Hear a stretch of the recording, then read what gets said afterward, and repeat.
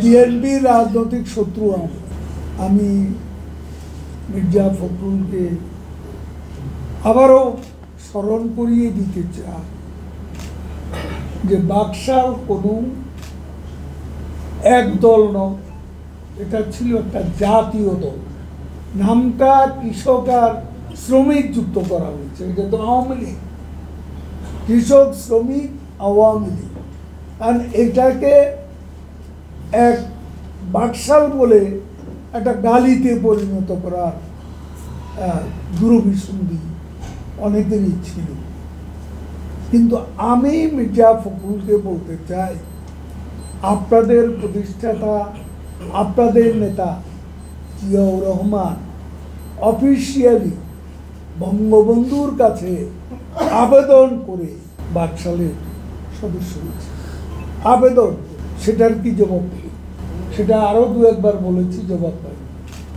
অহেতুক ঘাটাঘাটি করলে আপনাদের চেহারাটাই উন্মোচিত। বিএনপির রাজনৈতিক শত্রু এটা তো আরো বেশি প্রতিপক্ষ শত্রু না, এক জিনিস। আচ্ছা, শত্রু একটা ডাইরেক্ট শত্রু। আচ্ছা, আমরা মনে করি তারা প্রতিপক্ষ।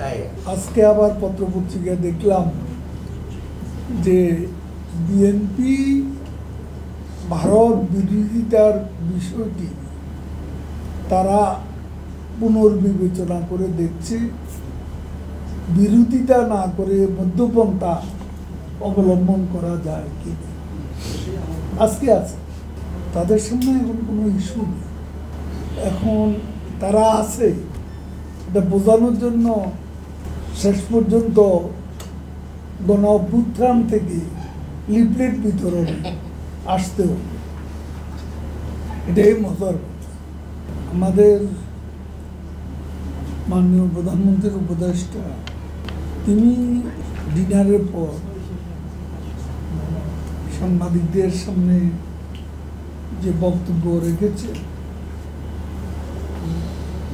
সে বক্তব্যটা যথাযথভাবে প্রকাশিত হয়েছে কিনা এটা আমি তার সঙ্গে আলাপ করলেই বুঝতে পারি। তিনিও তো তাকে সরকারি পররাষ্ট্রমন্ত্রীকে অনুরোধ করতে পারেন যে নিষেধাজ্ঞাটি তুলে নেওয়ার। তারা তুলে নেবে এমন কথা বলেছেন কিনা সেটা উপদেষ্টার সঙ্গে আলাপ করলেই